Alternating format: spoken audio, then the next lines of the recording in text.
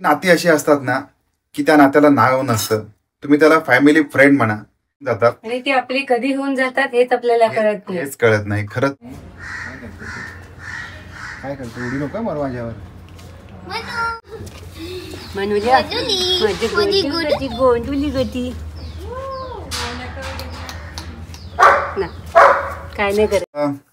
हा, गीर गायींची जी गोशाळा आहे ना, या गोशाळेमध्ये त्या ताईंशी नंतर आम्ही बोललो तर त्यांना मी माझा एक क्वेश्चन केला की आपण दूध तर सगळेजण गाईचं दूध आपल्यापैकी कोण प्यायलं नाही. नमस्कार, सुस्वागतम. तुम्ही बघितलं असेल काल आम्ही एका ठिकाणी जाऊन आलो, म्हणजे डोंबिवलीमध्ये गेलो होतो आणि तिथे गेल्यानंतर काही गोष्टी ज्या आम्ही बघितल्या, ज्या आवडल्या त्या तुमच्यासोबत शेअर करायच्यात आणि प्राजक्ता पण आहे, कारण आम्ही सगळेजण गेलो होतो. आणि कालच्या व्हिडिओमध्ये तुम्ही बघितलं असेल की दुबई स्टाईल लिव्हिंग किंवा जे जे आवडलं मनापासून ते तुम्हाला खरं तर शेअर केलं. आणि दुसरं म्हणजे आपल्या माणसांना भेटून आल्यावर सुद्धा हे खूप छान, हो असं काय म्हणतो ना, पुढचे काही दिवस त्या आठवणींवर माणूस जगतो, बरं वाटतं. बरोबर. तर असंही झालं होतं. आणि दुसरं म्हणजे काही नाती अशी असतात ना की त्या नात्याला नाव नसतं. तुम्ही त्याला फॅमिली फ्रेंड म्हणा, मित्र मैत्रीण म्हणा किंवा अजून काही म्हणा, पण त्या नात्याला तुम्ही नाव देऊ शकत नाही, कारण तुम्ही असे आगंतुक भेटलेला असता, कधीतरी कुठल्या तरी कारणाने भेटलेलो असतो आपण. आणि या बाजूला प्राजक्ता डाळ शिजते, मगाची डाळ करपली. प्राजक्ता काय करपलं? वाटाणे करपले. Very good. हे बघा कसे दिसतात, एकच नंबर, वेगळंच टेक्स्चर. नशीब मी उघडलं आणि थोडीशी मदत पण झाली. हा, आपण गोष्ट करत होतो की आपल्या आयुष्यामध्ये कधीतरी येणारी माणसं जी तुमची होऊन जातात, तुमच्या हक्काची होऊन जातात आणि ती आपली कधी होऊन जातात हेच आपल्याला हेच कळत नाही. खरंच तर असं होतं. आणि त्यांनी जर का बोलवलं, त्यांचा एखादा शब्द असेल तर आपण टाळू शकत नाही आणि आम्ही टाळतही नाही. दादा वहिनी म्हणा किंवा काय म्हणा, ताई म्हणा, असं एक वेगळंच नातं आहे त्यांच्यासोबत, मैत्रीचं नातं आहे. त्यांच्याकडे होतं उद्यापन आणि उद्यापन होतं गुरुचरित्राचं पारायण, त्याच्यासाठी गेलो होतो. आणि मग तिथून आम्हाला जायचं होतं गो ग्रास, ज्याला आपण म्हणतो की गाईला घास देतो. आपल्या ज्या काही आपल्या स्पिरिच्युअल गोष्टी असतात त्याच्यामध्ये जे प्रत्येक धर्मामध्ये जे महत्व असतं, तर आम्ही तो गाईचा घास म्हणजे नैवेद्य द्यायला गेलो होतो. सगळ्यांचं आमचं जेवण व्हायचं होतं आणि त्यावेळेला गेलो आणि जे बघितलं ते तुमच्यासोबत शेअर करतोय.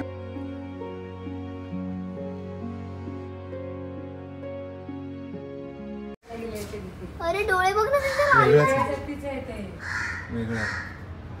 काय करते मामू? काय करते उडी नको मारू माझ्यावर. डोळे असे का झाले? बुबू आहे ना तू?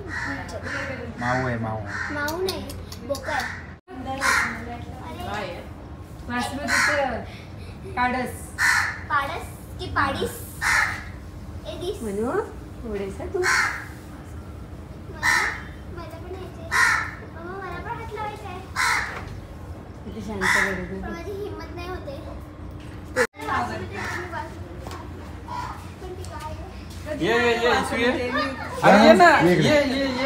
आम्ही आलो इकडे. काय नाही, इकडे पुढे.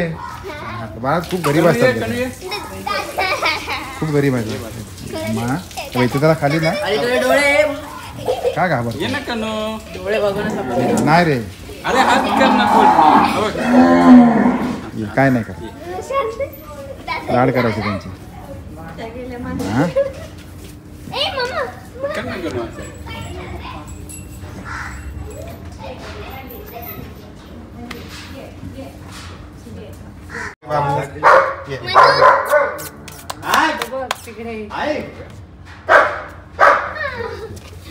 मनुजा माझी गोंडुली गती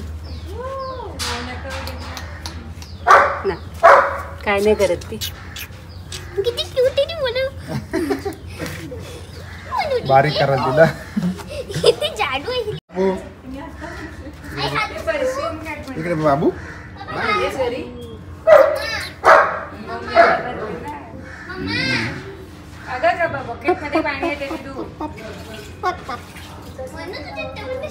काय करशील? हो, काय करशील? काय करशील बाबू, काय करशील?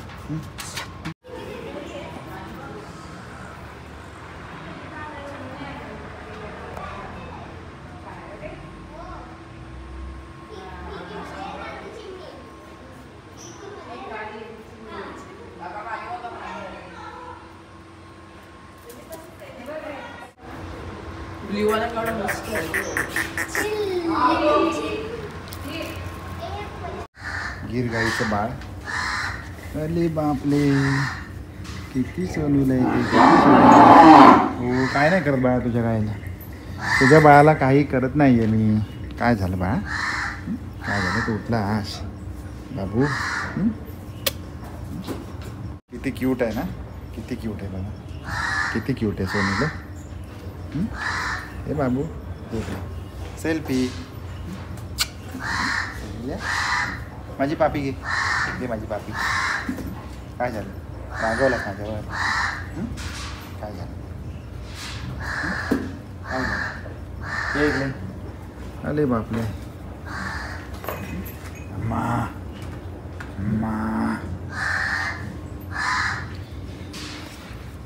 चक्क डोंबिवलीपासून 3 किलोमीटरच्या अंतरावरती अशा प्रकारे गिर गायींचा सुसज्ज गोठा बघून बरं वाटलं.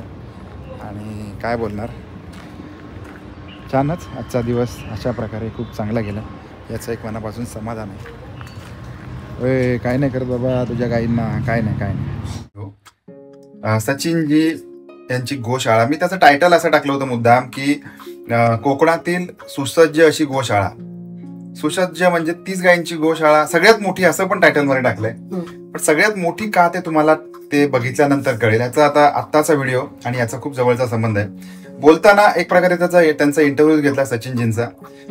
ते काय म्हणाले होते माहिती, आठवते तुला, की त्यांनी जेव्हा गोशाळा सुरू केली ते त्यांच्या डोक्यात एक प्रश्न आला, मी गायींना कसं सांभाळू. नंतर त्यांना त्याचं उत्तर असं मिळालं, अरे मी गायींना सांभाळणार, काय तीच मला सांभाळेल. या उद्देशाने 1-2 गायींपासून सुरू झालेली गोशाळा 30 गायींची गोशाळा आहे, किंवा त्याहीपेक्षा आता जास्त असेल माहिती नाही. ते खूप छान सांभाळत आहेत. हो. दुसरी गोष्ट, अजून कितीतरी लोकांना, आता त्या खेडेगावातल्या आजूबाजूच्या लोकांना त्यांच्यामुळे मला असं वाटतं 15 ते 20 कुटुंबांचा उदरनिर्वाह या 30 ते 40 गायींवर चालतो. याच्यावर तुम्ही विश्वास कदाचित ठेवू शकत नाही, पण ही वस्तुस्थिती आहे.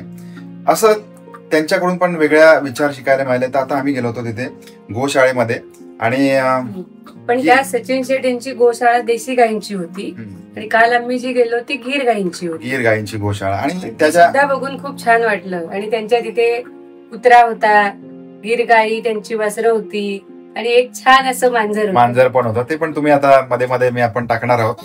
आणि ओके, ठीक आहे. मस्ती करू नको. ईश्वरी आता खरं तर फिरायला गेली, आणि आमचं आपलं डिस्कशन चालू आहे. तर असं झालं होतं की गीर गायींची जी गोशाळा आहे ना, या गोशाळेमध्ये त्या ताईंशी नंतर आम्ही बोललो. तर त्यांना मी माझा एक क्वेश्चन केला की आपण दूध तर सगळेजण, गाईचं दूध आपल्यापैकी कोण प्यायला नाही सांगा, सगळेच. म्हणजे आई आणि गाय यांचं दूध आपण प्रत्येक जण प्यायलेलो असतो, म्हणून तर त्यांच्या उपकाराची आपण परतफेड करू शकत नाही. तर असं झालंय. तर त्यांना एक विचारलं माझ्या मनातला क्वेश्चन की गीर गायींची जी त्यांचं जे दूध असतं त्याला एक थोडासा एक स्मेल असतो, तो असं काय. तर त्यांनी एकतर सांगितलं की बंदिस्त गायी जर का तुम्ही पाळल्या, दाव्यावर बंदिस्त पाळल्या म्हणजे दाव्यावरच त्यांना खाणं पाणी सगळं घातलं, तर जे आपण घालू तेच ते खातात दिवसभराचं. त्यांचं जे काय आंबोड किंवा गवत असेल ते, तशा प्रकारचं. तर त्यांना स्मेल येत नाही. पण ह्या गायी ते म्हणाले आम्ही रोज बाहेर फिरायला सोडतो, त्यामुळे ते रानातलं पाला बिला असं वेगवेगळ्या प्रकारचं खातात, आणि म्हणून त्यांच्या दुधाला वास येतो. आणि दुसरी गोष्ट अशी आहे की त्यांच्याकडून तूप पण आम्ही आणलं, आणि तूप साधारणपणे मला वाटतं 3000 रुपये, म्हणजे जवळजवळ 2800 रुपये, 3000 रुपये किलो असं तूप होतं. आम्ही ते पण घेऊन आलं. इथे कुठे आहे ते बघा, इथे ठेवलंय तूप. एवढं कलरचं असं तूप आहे, मस्त आहे. थोडासा तुपाला पण स्मेल आहे ना, तुपाला पण वेगळा स्मेल आहे. कदाचित तुम्हाला ते असं वाटू शकतं की आपण, कारण आपली चव तशी डेव्हलप नसते ना, त्याच्यामुळे तो असा त्रास, म्हणजे आपला त्रास नाही, सॉरी, त्रास हा शब्द चुकीचा आहे. आपल्याला खाताना वेगळं वाटू शकतं असं, पण ते औषधी आहे. तो असं होतं की आता हा व्हिडिओ आपण बघतोय. आणि दुसरी गोष्ट तुम्हाला खरंच खूप महत्वाची सांगायची की प्राजक्ताच्या बाबतीमध्ये तुम्ही म्हणाल ना, तर तिने तिच्या लहानपणी त्यांच्या घरी सुद्धा साधारणपणे सुसज्ज गोशाळा, किती जनावर होती सांग? 40 विचार करा. गुरं, म्हणजे गाई, म्हशी आणि बैल, आणि त्यांची वासरं वेगळी, बैल सगळे मिळून अशी 40 म्हणजे 40-45 ते 45 गुरं होते काही वर्षांपूर्वी. तर ते आता कमी कमी होत आता नगण्य असल्यासारखं आहे.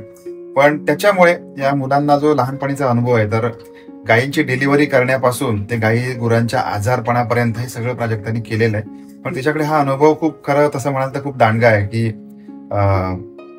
गाई गुरांचं करण्यामध्ये, किंवा एखादी गाय कमी दूध देत असेल तर का देते, किंवा दुधाचे सगळे पदार्थ, मग पेढे असतील, सगळ्याच गोष्टी, सगळं काही तिला त्या कारणामुळे येतं.